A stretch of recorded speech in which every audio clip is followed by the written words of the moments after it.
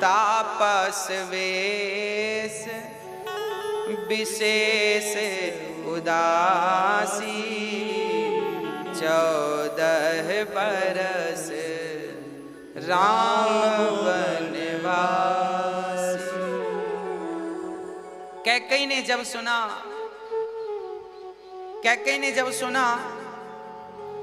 कैकेयी ने कहा कि मुझे 14 वर्ष के लिए राम को वनवास भेज दो और भरत को राजा बना दो।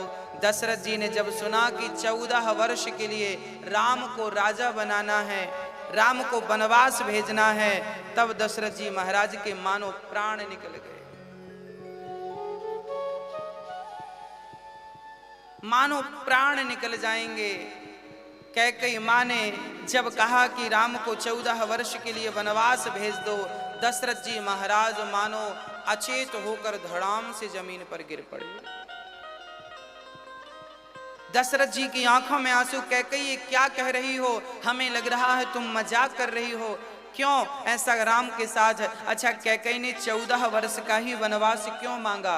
कारण है, कहते हैं कैकेयी ने जब दशरथ जी से वरदान मांगा, उस समय से सुबह होने में मात्र 14 घड़ी शेष रही, इसलिए 14 वर्ष का वनवास मांगा। अर्थात कैकेयी ने वनवास राम को कब मांगा जानते हैं?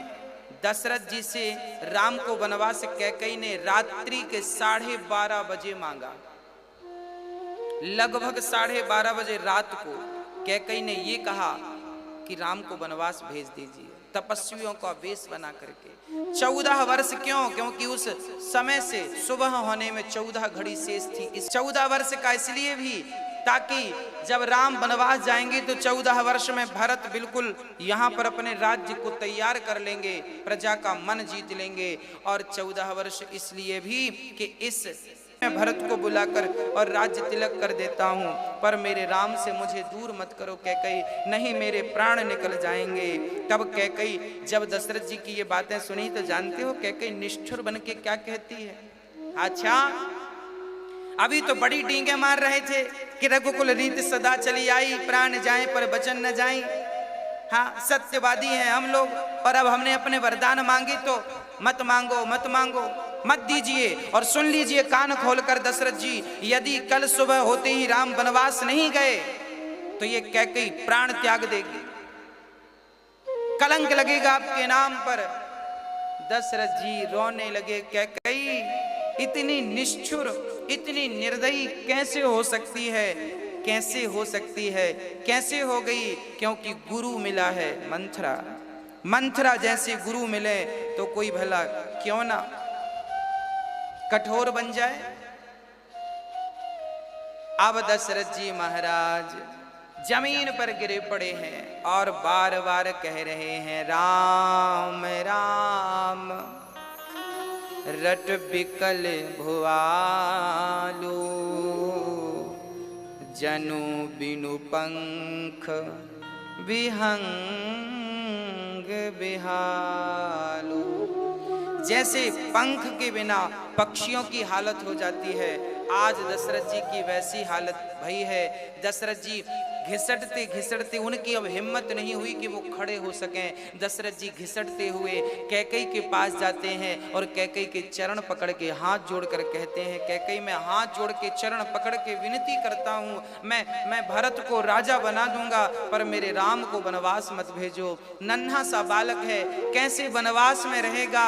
और तो और मैंने सारे समाज को, सारे क्षेत्र वालों को ये कह दिया है कि राम कल राजा बनेंगे। सारे लोग जब आएंगे और राम को राजा ना देखकर वनवास की ओर जाता देखेंगे तो लोग हमें क्या कहेंगे? कैसे दशरथ थे, एक नारी के लिए अपनी बुद्धि बिगाड़ ली। आज दशरथ जी ने मन में विचार किया कि मैं तभी मर जाता होगा, तूने अपनी उंगली ना लगाई होती, रथ का पहिया गिर जाता, मैं मर जाता तो कम से कम आज ये कलंक तो ना लगता। तूने क्यों मेरी जान बचाई वो रथ में उंगली लगा करके?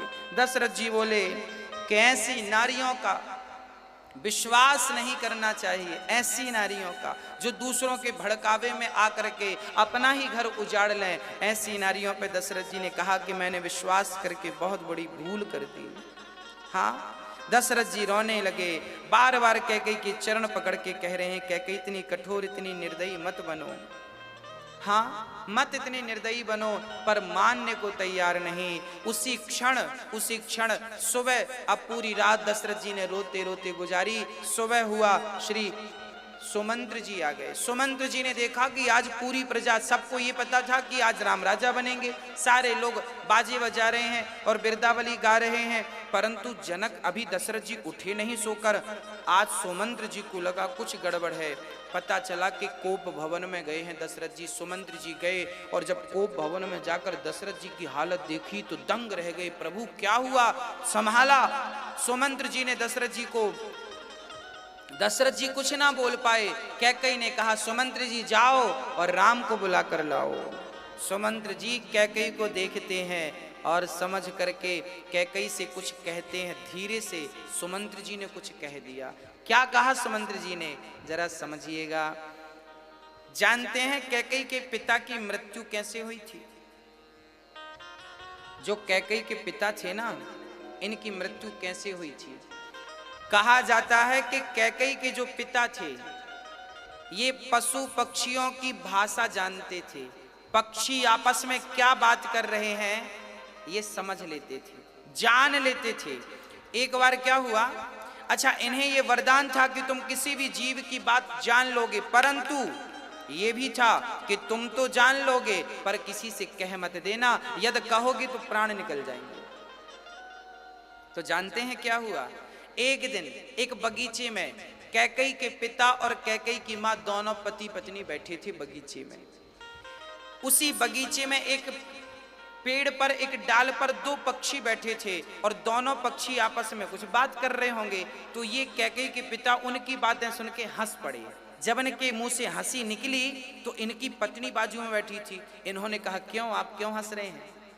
तब उन्होंने कहा कि पक्षी आपस में बात कर रहे हैं, कैसे हो जाओगी? सुमंत्र जी ने ये बात कही थी कैकेयी को कि भूल गई तुम अपने माँ को, तुम उसी माँ की औलाद हो, उसी माँ की संतान हो जिसने अपने पति को मार डाला। वो मना कर रहा था, मत पूछो मत पूछो, पर फिर भी आज जैसे माँ ने अपने पति को मार डाला, ऐसे बेटी ने अपने पति को मार डाला। कैकेयी कड़वे वचन कहकर जनक को वहां सुमंत्र जी को विदा करते हैं और सुमंत्र जी जाकर श्री राम के चरणों में प्रणाम करते हैं। कहा, आपके पिता की आज्ञा है, आप चलिए। जब श्री राम चले हैं, श्री राम जब आए और यहाँ पर आकर जब देखा कि पिताजी उदास हैं, पिताजी की ये हालत, बाल बिखरे हैं और अभी सुबह हो गई, सुबह के 7 बज गए, अभी तक श्री दशरथ जी ने स्नान नहीं किया। आज पहली बार दशरथ जी के जीवन में कि सुबह हो गई, सूर्य निकल आए और दशरथ जी अपने कक्ष से बाहर नहीं निकले। ये पूरी जिंदगी में पहली मर्तबा ये बात थी, पूरी जिंदगी में पहली बार ऐसा हुआ दशरथ जी के कि सूर्य उदय होने के बाद दशरथ जी अभी कक्ष से बाहर नहीं निकले। जब सुमंत्र जी राम को लेकर आए, राम पिता को प्रणाम करते हैं, पिताश्री प्रणाम, माँ के चरणों में मस्तक नवाते हैं, कैकेयी माँ के चरणों में मस्तक नवाते हैं। तब श्री जनक राम जी कहते हैं, पिताजी क्या है? तब दशरथ जी महाराज कुछ बोलने की सामर्थ्यता नहीं रख रहे थे।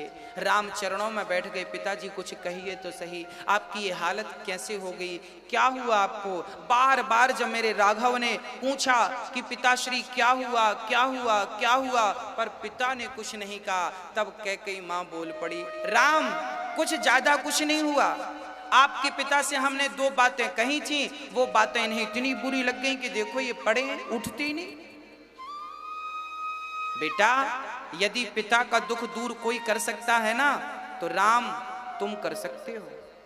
राम ने कैकेयी माँ के सामने हाथ जोड़ करके कहा, माँ मैं ऐसा क्या करूं कि मेरे पिता का दुख दूर हो जाए, क्योंकि पुत्र का जन्म ही पिता के दुख दूर करने के लिए होता है। वो पुत्र किसी काम का नहीं जो अपने माँ बाप का दुख दूर ना करे। वो पुत्र पुत्र नहीं है, मूत्र की तरह है, जो अपने पिता की, अपने माँ के दुख को दूर ना करता हो, सेवा ना करता हो, आज्ञा का पालन ना करता हो, ऐसे पुत्र पुत्र नहीं है। अब श्री राम जी ने कहा माँ आप ही बताइए ना कि पिता की ये हालत क्यों हो गई है। तब कैकेयी ने हंसते हुए कह दिया, राम तुम्हारे पिता ने कुछ वर्षों पहले हमें 2 वरदान देने को कहा था। आज हमने 2 वरदान मांगे तो देखो इनकी ये हालत हो गई। हाँ हाँ माँ कहो क्या मांगा आपने। बेटा पहली बात मैंने मांगी कि भरत को राजा बनाओ और तुम 14 वर्ष के लिए वनवास चले जाओ। जैसे ही राम जी ने ये सुना, राम की होंठों पे मुस्कान आ गई, राम गदगद हो गए और राम जी ने माँ के चरण पकड़ लिए और चरण पकड़ के कहा, माँ आपने बहुत बड़ा एहसान कर दिया मुझ पर, बहुत बड़ा उपकार कर दिया मुझ पर। अब श्री राम दशरथ जी के पास आए और दशरथ जी से कहने लगे, पिताश्री बस इतनी सी बात में आप रो रहे हैं, इतनी सी बात का आपने बुरा मान लिया। अरे देखो तो सही, मैं तो बड़ा हूं, मैं तो बड़ा हूं, परंतु ये भी तो देखो कि मैं बड़ा हूं, मैं भाइयों में भी सबसे बड़ा, मैं भाइयों में भी सबसे बड़ा और मैं ही राजा बन जाऊंगा तो फिर मैं ही बड़ा। अब एक काम करो, भरत को राजा बनाओगे तो भाइयों में तो मैं ही सबसे बड़ा रहूंगा, पर जब भरत जी राजा बन जाएंगे तो मुझे कहने में बड़ा अच्छा लगेगा कि मैं अपने राजा का बड़ा भाई हूं, मुझे तब भी बड़ा कहने में बड़ा सुख मिलेगा। पिताश्री इतनी सी बात में आप इतने दुखी हो गए। राम इतनी सी बात कह रहे हैं। लोग कहते हैं, कुछ लोग कहते हैं राम को भगवान क्यों मानते हो। अब बताओ क्या ऐसा स्वभाव किसी का हो सकता है। 135 करोड़ लोग रहते हैं मेरे भारत में, 135 करोड़ में एक भी व्यक्ति का क्या ऐसा स्वभाव हो सकता है कि कल आपको राजा बनाने की घोषणा कर दी जाए और जब राजा बनने का समय निकट आए तो कह दिया जाए तुम घर छोड़ के जाओ, नगर छोड़ के, राज्य छोड़ के जाओ, वनवास, वो भी सारे कपड़े उतार करके जाओ, वनवासी वेश पहन लो, छोटे कपड़े भगवा वस्त्र पहन लो और सारे राजसी वस्त्र त्याग दो, आभूषण त्याग दो और बलकल पहन करके घर से निकल जाओ। क्या ऐसा त्याग कोई संसार का साधारण प्राणी कर सकता है? और कर सकता है तो वो भी भगवान ही है। इसलिए राम इतने महान हैं। एक सज्जन ने हमसे पूछ लिया कि गुरुजी रामायण में और महाभारत में क्या अंतर है, रामायण में और महाभारत में क्या अंतर है। हमने कहा ज्यादा अंतर नहीं है, बस इतना ही अंतर है कि महाभारत इसलिए हुआ क्योंकि पांडव अपना अधिकार लेना चाहते थे। अधिकार जहां लिया जाए वहां महाभारत होता है और अधिकार को छोड़ दिया जाए वहां रामायण जैसा ग्रंथ तैयार हो जाता है, राम जैसी मर्यादा तैयार हो जाती है। अधिकार लेने के लिए महाभारत हुआ और यहाँ अपना अधिकार त्याग दिया राम जी ने और घर से चल पड़े। अधिकार के लिए लड़ाई नहीं की राम ने, हाँ कि मेरा राज्य नाना, मेरा भाई भरत राजा बनेगा।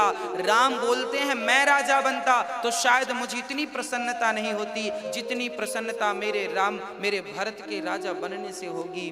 पिता को प्रणाम किया, पिताजी आप दुखी मत होइए और आप बिल्कुल उदास ना होइए, हाँ आपका बेटा जा रहा है, हाँ आपकी आज्ञा मान कर जा रहा है। पिता से प्रणाम किया, पिता को प्रणाम किया और राम जी निकल पड़े, चल पड़े। राम जी जैसे ही बाहर गए, छत्र उनके ऊपर लिए खड़े थे लोग। राम जी ने कहा अब इसकी जरूरत नहीं है, अभी तक तो पिता राजा बनाने वाले थे, अब तो पिता ने राजा बना दिया। अब राम जी सीधे कौशल्या माँ के कक्ष में गए। कौशल्या माँ भगवान की आरती उतार रही थीं और बड़ी प्रसन्न थीं, आज मेरा राम राजा बनेगा, आज मेरा राम राजा बनेगा, आज मेरा राम प्रभु राजा बनेगा, आपके आशीर्वाद से कोई विघ्न ना आए, राम राजा बनेगा। तभी राम जी खड़े, माँ आप भगवान से क्या मांग रही हो? कौशल्या माँ ने कहा बेटा तू राजा बनेगा ना आज, इसलिए भगवान से प्रार्थना कर रही हूं कोई विघ्न ना आए। तब राम ने कहा माँ राजा बनेंगे नहीं, राजा बन गया। क्या कह रहे हो बेटा? हाँ। तब कौशल्या माँ से राम ने कहा, माँ पिता दीन मोहि कानन राजू, पिता ने मुझे राजा बना दिया। कहाँ का राजा? बोले मुझे जंगल का राजा बनाया है। भरत को छोटा सा राज्य दिया है, केवल अयोध्या का राजा बनाया है। और जंगल, भाई शहर छोटे होते हैं, जंगल बड़े होते हैं। भारत को अयोध्या का राजा बनाया है पिता ने, और मुझे जंगल का राजा बना दिया है। माँ आज मैं जंगल जाऊंगा और राजा बनकर वहां के लोगों की रक्षा करूंगा, जीवों की रक्षा करूंगा, वृक्षों की रक्षा करूंगा। कौशल्या बोली, बेटा मैं समझ नहीं पा रही हूं तू क्या कह रहा है, तेरा तो राज्य तिलक होने वाला है ना। माँ राज्य तिलक तो अब भरत का होगा, मुझे तो पिता ने वनवास दे दिया। अब तो कौशल्या माँ की हाथ में जो पूजा की थाल थी, जब ये सुना कि मेरे राम को वनवास दे दिया है दशरथ जी ने, पति देव ने, हाथ से थाल छूट गई। क्या कह रहे हो पुत्र, क्या कह रहे हो? राम को हृदय से लगा लिया। बेटा हमें छोड़कर क्या तुम जाओगे? हाँ हाँ माँ जाना पड़ेगा। रोने लग गई कौशल्या माँ, भगवान समझाने लग गए, माँ